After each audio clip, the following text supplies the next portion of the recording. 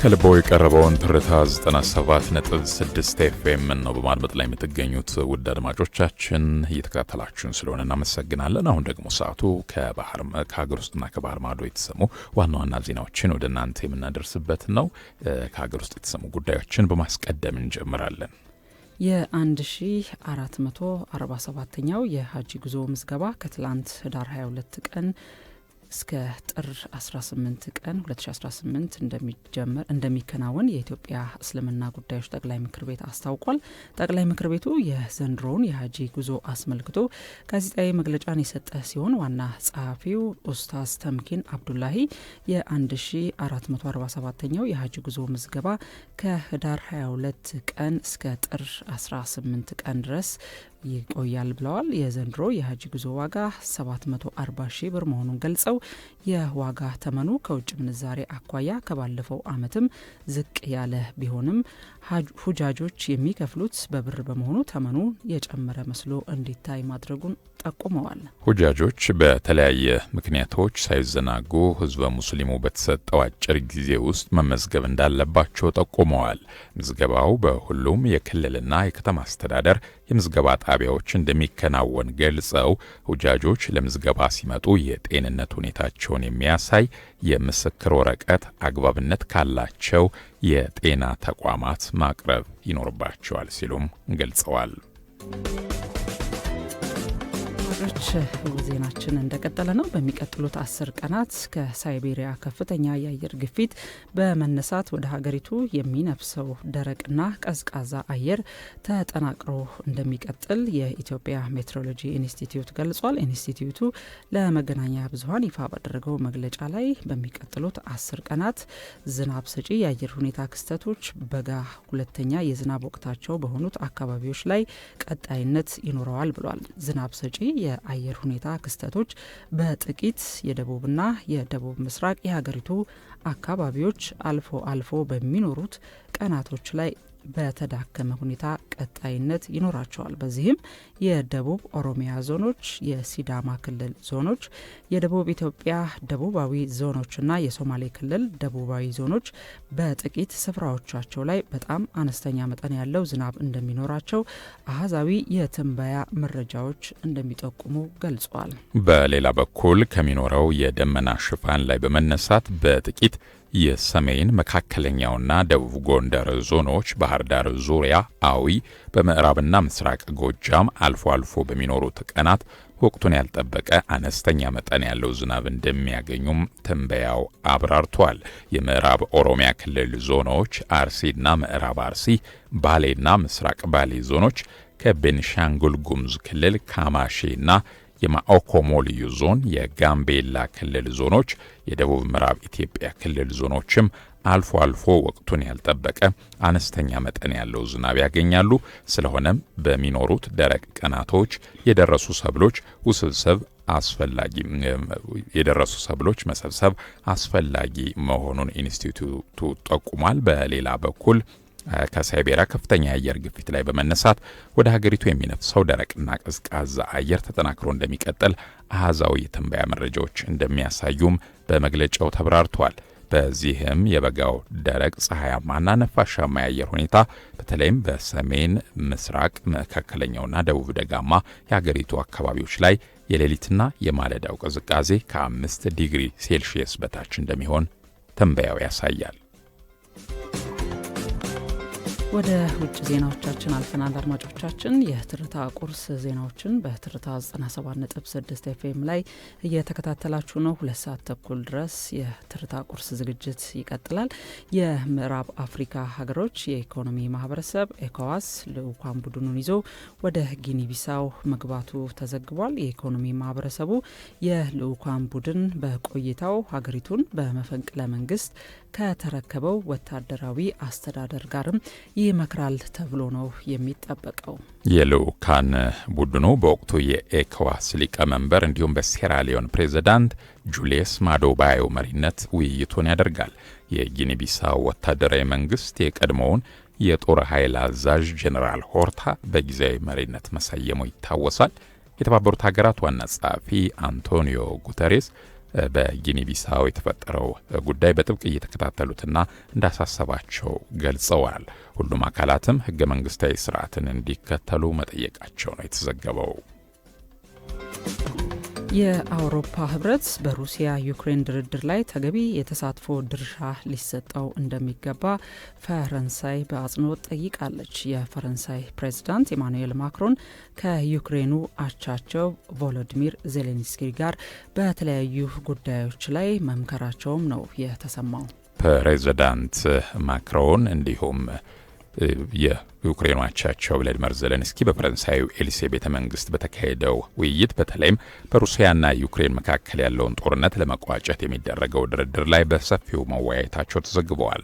ፕሬዝዳንት ማክሮን የሰላም ውይይቱ የ4 ዓመቱን ጦርነት እልባት ለመስጠት አይነተኛ እርምጃ ቢሆንም ግን ውሳኔዎቹ ለአንድ ወገን ያደሉ እንዳይሆኑ ስጋት እንዳላቸው ገልጸዋል።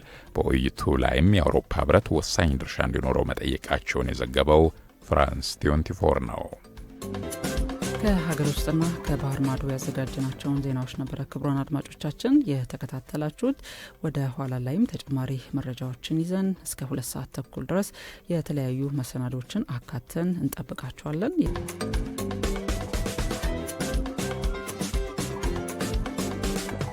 ማን እንደ እናት የሚለው እናት ባንክ የዚህ ሰዓት አጋራችን ነው። እናት ባንክ በተለይም ትምህርት ቤቶች ክፍያዎቻቸውን ከደንበኞቻቸውን ጋር ያላቸውን ግንኙነት እጅግ በጣም ቀላል ያደረጉበትን አገልግሎት ይዞ መጥቷል። በተለይም ደግሞ ትምህርት ቤቶች ስራቸውን በቀላሉ በማከናወን ስኬታማ እንዲሆኑ እንዳስቻላቸው ነው እናት ባንክ የሚገልጸው። ዘርፈ ብዙ አገልግሎቶችን በሚያስገኘው የእናት መላይ ትምህርት ቤት የክፍያ ስርዓት ደንበኛ በመሆን አብረውን እንዲሰሩ በኢትዮጵያ የሚገኙ ትምህርት ቤቶችን በታላቅ አክብሮት እንጋብዛለን የሚለው እናት ባንክ ይህን ሰዓት አጋር በመሆን አብረውን ቆይታ ያደርጋል። ሌላኛው የዚህ ሰዓት አጋራችን ከራይድ ጋር ወደፊት የሚለው ራይድ ትራንስፖርት ነው። ራይድ ድንገት ወደ 8294 ደውለው ወይም በራይድ አፕ ተጠቅመው ደህንነቱ ተጠብቆ በምቾት ተንፈላሰው ጉዳዩን በስኬት አጠናቀው አረፍ ሲሉ የቤት የመኪና የዱባይ ደርሶ መልስ ትኬት ከነሙሉ ወጪዎት ጋር እንዲሁም በርካታ የራይድ ነጻ ጉዞዎችን ጨምሮ የዘመናዊ ስልኮች ባለድል ሆነው ወደ ቤቶ ይገባሉ ይለውታል። በ8294 ደውለው ራይድ ብቻ ሳይሆን እድልም ይጠራሉ የሚሉት ራይድ ትራንስፖርት ይህን ሰዓት አጋር በመሆን አብሮን ቆይታ ያደረገ ይገኛል። አጋሮቻችንን እናመሰግናለን። የትርታ ቁርስ መሰናዷችን 2 ሰዓት ተኩል ድረስ ቆይታ ያደርጋል።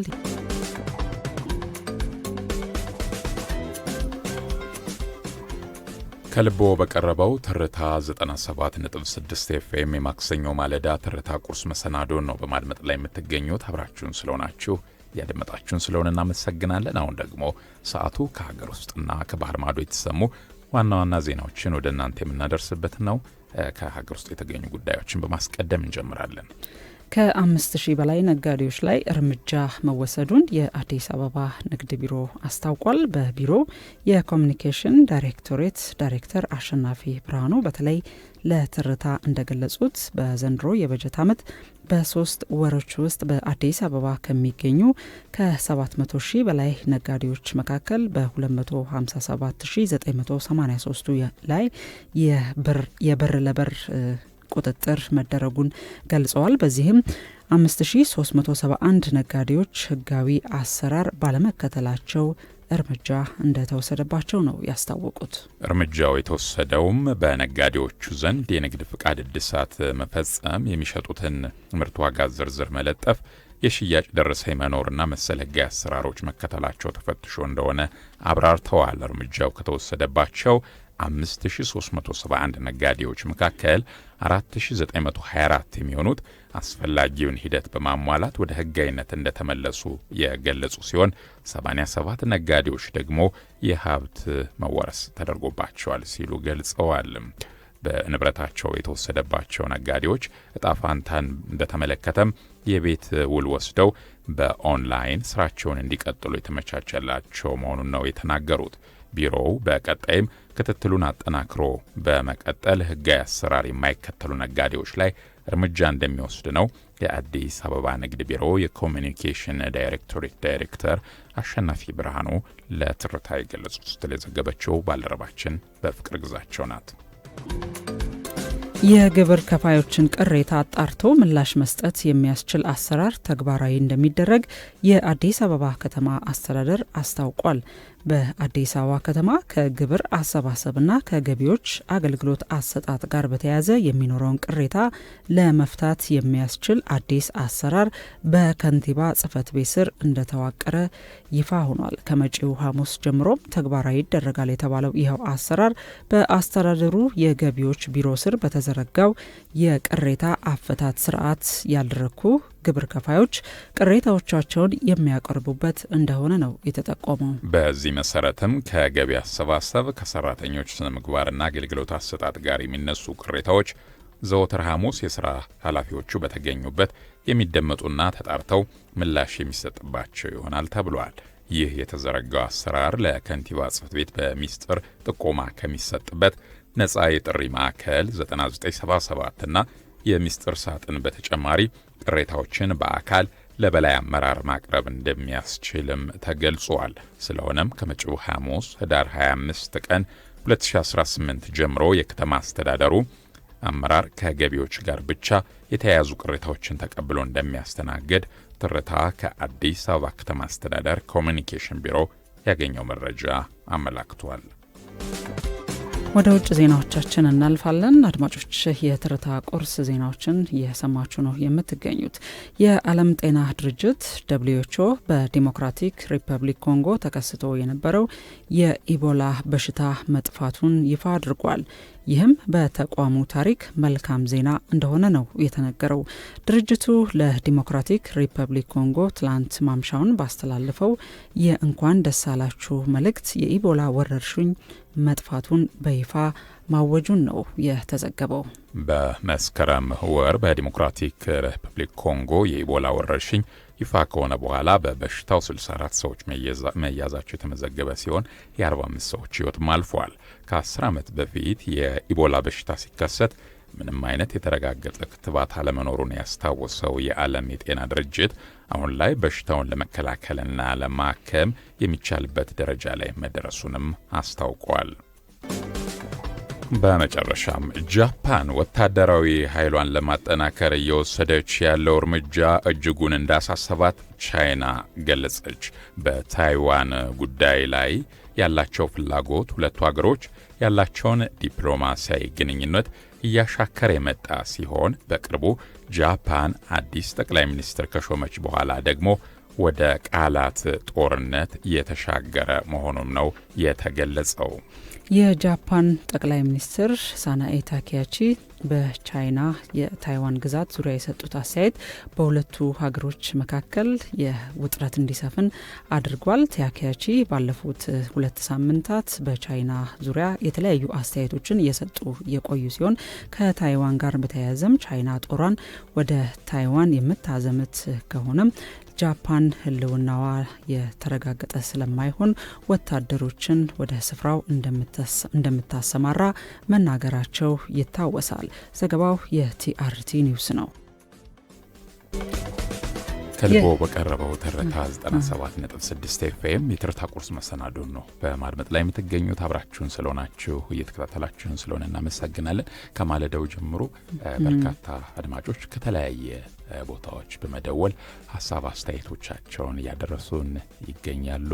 ከልብ እናመሰግናለን። አሁንም ሀሳብ አስተያየት እንዲሁም ደግሞ በዚህ ጉዳይ ላይ ብትመለከቱት እና የሚመለከታቸውን አካላት ብታነጋግሩ የምትሉትም ካለ ጥቆማዎችን ልታደርሱም ትችላላችሁ።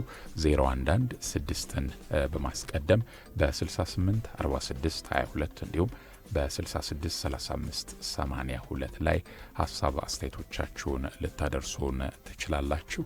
በዚሁ ወደ ሌላኛው መረጃችን ስናልፍ ጥገና ስራ ለማከናወን የሚቋረጥ የኃይል አቅርቦት መኖሩን ነው የኢትዮጵያ ኤሌክትሪክ አገልግሎት ያስታወቀው። እንግዲህ ከዛሬ ህዳር 23 2018 ከጠዋቱ 2 ሰዓት ከ30 እስከ 10 ሰዓት ድረስ የጥገና ስራ ለማከናወን በአዲስ አበባና ሸገር ከተሞች አንዳንድ አካባቢዎች ላይ ኃይል የሚቋረጥባቸው አካባቢዎች መኖራቸውን አስታውቋል።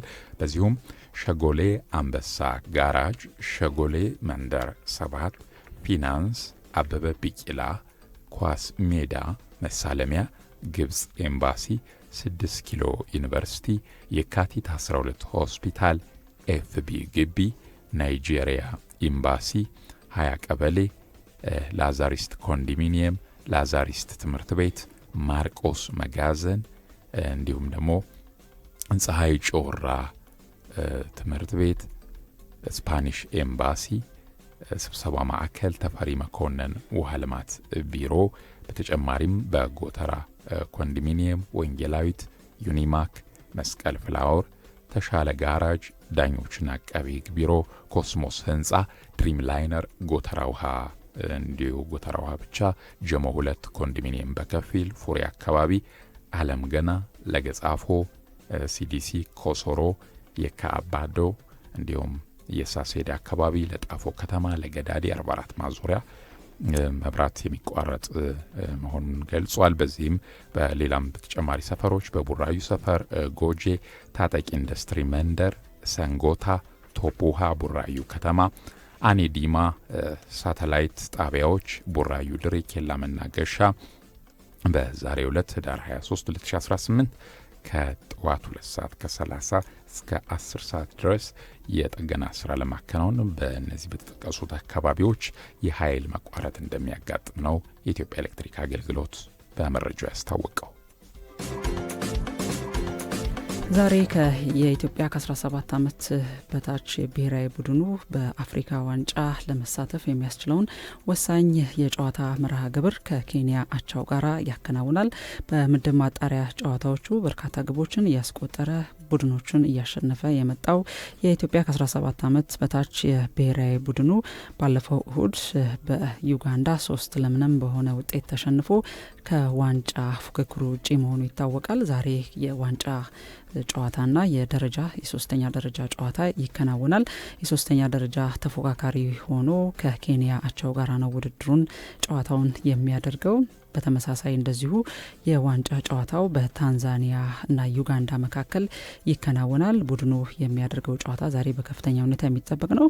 ይህንን የጨዋታ መርሃ ግብር ሶስተኛ ሆኖ ማጠናቀቅ ከቻለ በአፍሪካ ዋንጫ ታሪክ በ17 ዓመት በታች ቡድን ማለት ነው ከ22 ዓመት በኋላ የመሳተፍ ታሪክን ያስመዘግባል። አሰልጣኝ አሜሪካዊው ቤንጃሚን ዚመር ዛሬ ምን አይነት ተአምር በጨዋታ አሰላለፍና በጨዋታ ዘይቤ ሊያሳዩና ጨዋታውን ሊያሸንፉ እንደሚችሉ የስፖርት አፍቃሪው በጉጉት የሚጠብቀው እንደሆነ መናገር ይቻላል። ወደ ሌሎች ስፖርታዊ መረጃዎቻችን እናልፋለን። ብስክሌትን ስንመለከት ኢትዮጵያዊቷ ብስክሌተኛ ጸጌ ካሳይ ለጀርመኑ ካኒዮን SRAM የሳይክል ቡድን ለ3 ዓመት የፊርማ ስምምነት ማኖሯን ሰምተናል። ሰሞኑን በኬንያ በአፍሪካ የሳይክል ሻምፒዮና ላይ ከፍተኛ ውጤት በማስመዝገብ ስሟ በከፍተኛ ሁኔታ ሲጠራ የቆየው ጸጌ ካሳይ ለጀርመኑ የሳይክል ቡድን መፈረሟ በሕይወቷ ትልቁ ስኬት እንደሆነ ተናግራለች።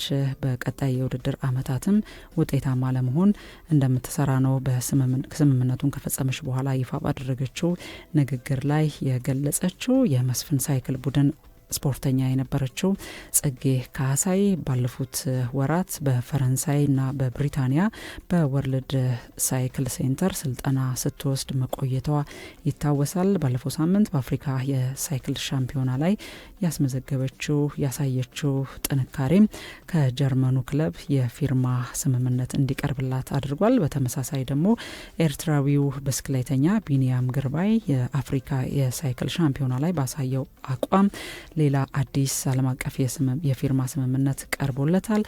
አንድሬ ኢኔሽታ የባርሴሎናና የስፔን ብሔራዊ ቡድን ተጫዋች በአጋርነት ወይም ደግሞ በሼርሆልደርነት የሚያስተዳድረው የኔቨር ሴይ ኔቨር NSN የስፖርት ክለብ የብስክሌት ቡድኑ የአባል ሆኖ ፊርማውን አኑሯል።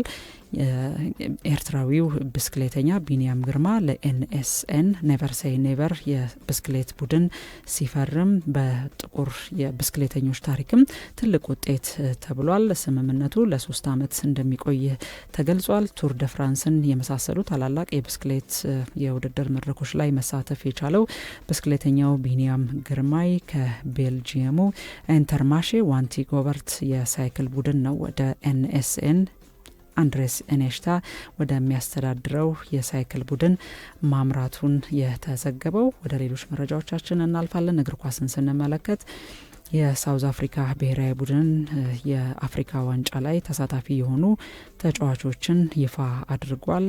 አሰልጣኙ ሁጎ ብሩስ 25 ተጫዋቾች ጥሪ አድርገዋል። ከሀገር ውስጥ ሊጎች የሚጫወቱ በብዛት እንደሚገኙበት ለመመልከት ተችሏል። ዲሴምበር 21 ቀን በሚጀምረው የ2025 የሞሮኮ የአፍሪካ ዋንጫ ላይ ሳውዝ አፍሪካ ከግብጽ ከዚምባብዌና ከአንጎላ ጋራ በምድብ 2 መደልደሏ አይዘነጋም። ሳሙኤል ኤቶ በድጋሚ የካሜሮን እግር ኳስ ፌዴሬሽን ፕሬዚዳንት ሆኖ ተመርጧል። የቀድሞ የባርሴሎናና የኢንተር ሚላን እንደዚሁም የካሜሮን ብሔራዊ ቡድን አጥቂ የነበረው ሳሙኤል ኤቶ በመጀመሪያ ካሜሮን እግር ኳስ ፌዴሬሽን ፕሬዚዳንት ሆኖ የተመረጠው 2021 ላይ ነበረ። በድጋሚ ለቀጣይ 4 ዓመታት ፌዴሬሽኑን በፕሬዚዳንትነት እንዲመራ ከ87 መራጮች የ85ቱን ድምጽ ማግኘቱ ተዘግቧል። የ44 ዓመቱ ኤቶ ለሀገሩ የእግር ኳስ ልማት ትኩረት ሰጥቶ እንደሚሰራ ነው እንግዲህ ከአሸናፊነቱ በኋላ የተናገረው። ከዚሁ ጋር አያይዘን ካሜሮን ለአፍሪካ ዋንጫ የሚሳተፈው ብሔራዊ ቡድኗን ይፋ ማድረጓ የተገለጸ ሲሆን የቀድሞ የማንቸስተር ዩናይትድ ግብ ጠባቂ የነበረው አንድሬ ኦናና በብሔራዊ ቡድን ውስጥ አለመካተቱ ታውቋል። የኦናና በሀገሪቱ ብሔራዊ ቡድን ውስጥ አለመካተት ትልቅ ዜና ሆኖ ማምሻውን ይፋ ሆኗል። በካሜሮን እግር ኳስ ፌዴሬሽን እና በሀገሪቱ የስፖርት ሚኒስቴር መካከል ባለው ውዝግብ ውስጥ ድምጽ ከሚያሰሙ የእግር ኳስ ተጫዋቾች መካከል አንደኛው ግብ ጠባቂው አንድሬ ኦናና ነው።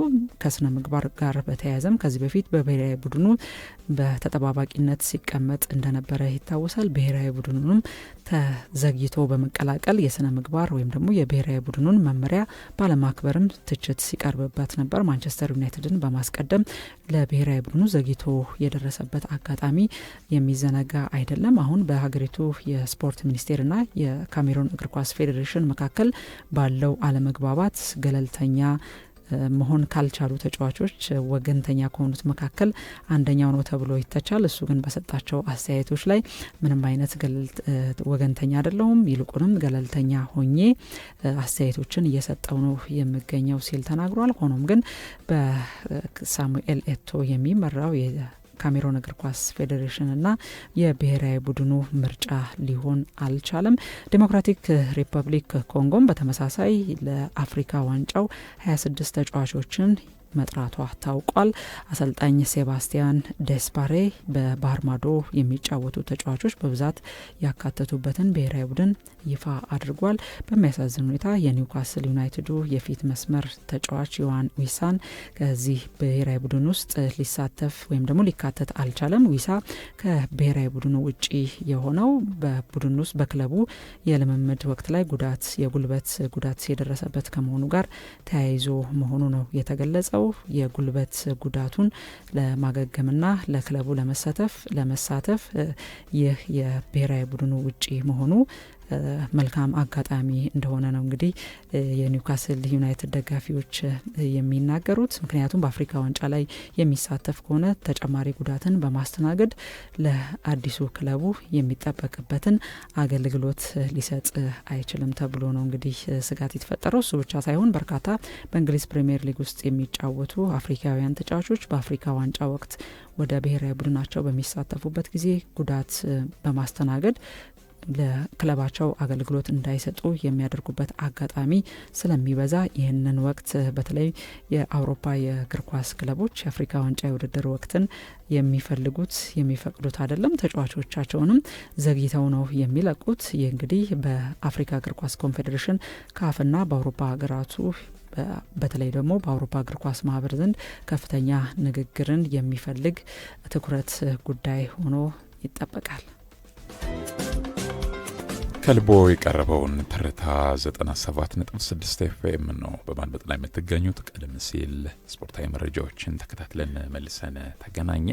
አጫጭር የውጭ መረጃዎችን ስንመለከት ደግሞ ሩሲያ በተለይም ደግሞ በምስራቅ አፍሪካ ያላትን የዲፕሎማሲያዊ ግንኙነት ለማጠናከር ባለመ መንገድ በተለያዩ ሀገራት ኤምባሲዎቿን በመክፈት ላይ መሆኗ ይታወቃል። በዚህም በኮሞሮስ 2025 እንደ አውሮፓውያን አቆጣጠር አሁን የተያዘው በማብቃት ላይ በመጠናቀቅ ላይ የሚገኘው የ2025 ከመጠናቀቁ በፊት በኮሞሮስ ኤምባሲዋን ልትከፍት መሆኑን አስታውቃለች። ለዚህም የሚያዋቅር ሙሉ ኮሚቴ ወደ ቦታው መላኩ ነው የተሰማው። በተለይም ደግሞ ከዚህ በፊት የሀገራቱ መሪዎች በስምምነት ላይ ደርሰውበት የነበረ ጉዳይ መሆኑ ነው የተገለጸው። ኤዲሆክ የተሰኘው የሁለቱ ሀገራት የጋራ የመስማሚያ ነጥቦች ውስጥ አንዱ መሆኑንም ተገልጿል። በዚህም በኮሞሮስ ዋና ከተማ ሞሮኒ የሩሲያ ኤምባሲ ተከፍቶ ስራውን እንደሚጀምር ተገልጿል። ሌላኛው መረጃችን በሆንግ ኮንግ በደረሰው የእሳት አደጋና ለ151 ሰዎች ሞት መንስኤ የሆነው የሚያጣራ ልዩ የህግ ሰዎችንና ዳኞችን ያካተተ ልዩ ኮሚቴ ተዋቅሮ ስራ መጀመሩ ተገልጿል። የሆንግ ኮንግ መሪዎችም ይህ ቡድን ነጻና ገለልተኛ ሆኖ የማጣራት ስራዎችን እንዲወስድ ትዕዛዝ ማስተላለፋቸው ነው የተሰማው።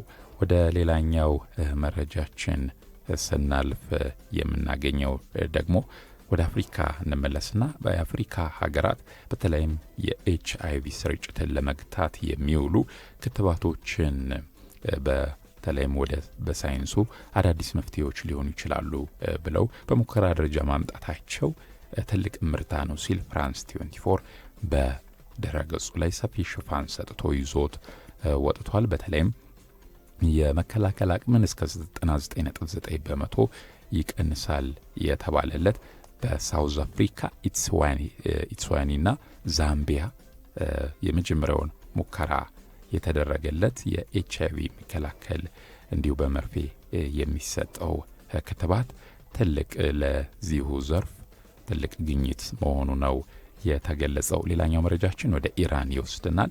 በኢራን በርካታ ሽልማቶችን በማሸነፍ የሚታወቀው ጃፋር ፓናሂ የተሰኘው የፊልም ዳይሬክተር በሌለበት የ1 ዓመት እስራት እንደተፈረደበት ተገልጿል።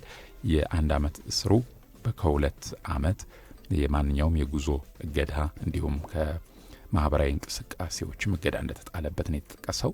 ይህም የተላለፈበት በሀገሪቱ መንግስት ላይ ለሚነዛው ፕሮፓጋንዳ መሆኑን ነው ኢራን ያስታወቀችው። እንግዲህ በተለያዩ ዓለም አቀፍ የፊልም ሽልማቶች ላይም በአሸናፊነት የሚታወቅ ነው ይህ ጃፋር ፓናሂ የተሰኘው ኢራናዊ ማለት ነው። በጉዳዩ ላይ ግን ዝርዝር ማብራሪያዎችን ከመስጠት የኢራን መንግስት መቆጠቡን ነው መረጃው የሚያሳየው። ማለዳ 12 ሰዓት ተኩል ሲል የብርቱ ቀን መሰናዷችንን አስቀድመን የትርታ ቁርስ ዝግጅታችንን ጀመርን። የኬንያዊቷን የስራ ፈጠራ ባለቤት ኒጄሪ ሪዮንጄን የስራ ተሞክሮ አካፈልናችሁ። ከዚያ ቀጥሎ ደግሞ የዕለቱን የአየር ሁኔታ በኢትዮጵያና በሌሎች የዓለማችን ከተሞች ምን እንደሚመስል ገለጽን በኋላ ወደ ናይጄሪያዋ ኤዱ ግዛት በማምራት ታሪካዊነቷን ያላትን መስህብነትም የሚዳስስ መሰናዶ በመዳረሻ ዝግጅታችን አቀረብን። በቴክኖሎጂ መሰናዶና በዕለታዊው የዳሰሳ ዝግጅታችንም ቆይታ አድርገናል። ሱስ ላይ ያተኮረ የዳሰሳ መሰናዷችን ነበረ። በርካታ ወጣቶች በተለያዩ የሱስ አይነቶች በኢትዮጵያም በሌሎች የዓለማችን ክፍሎችም እየተጠቁ ነው የሚገኙት። ምን ይመስላል? በተለይ መንግስታዊ ያልሆኑ ተቋማት በጉዳይ ላይ በበጎ ፈቃደኝነትም የሚሰሩ አካላት ምን አይነት ስራ እየሰሩ እንደሆነ በመጠኑ የተመለከትንበት ዝግጅት ነበር። በየመሃሉ መረጃዎችንና ሙዚቃዎችን እያቀረብን ቆይተናል። ስፖርታዊና ወቅታዊና ዓለም አቀፋዊ መረጃዎችንም በማካተት እዚህ ሰዓት ድረስ ቆይተናል። አዎ ቀሪ የትርታ ሬዲዮ ፕሮግራሞች እስከ ኩሌሊት 6 ሰዓት መደመጣቸውን ይቀጥላሉ። ቆንጅት ተሾመና ንጉሱ በሪሁን የትርታ ቁርስን በመምራት እያስተናገርናችሁ፣ ዩኤል አሰፋ ደግሞ ቴክኒኩን በመቆጣጠር የጋራ ቆይታ አደረግን። አብራችሁን ስለቆያችሁ ከልብ እናመሰግናለን። ሙዚቃ በመጋበዝ በዚሁ ተሰናበትን። ሰናይ ቀን ይሆንላችሁ።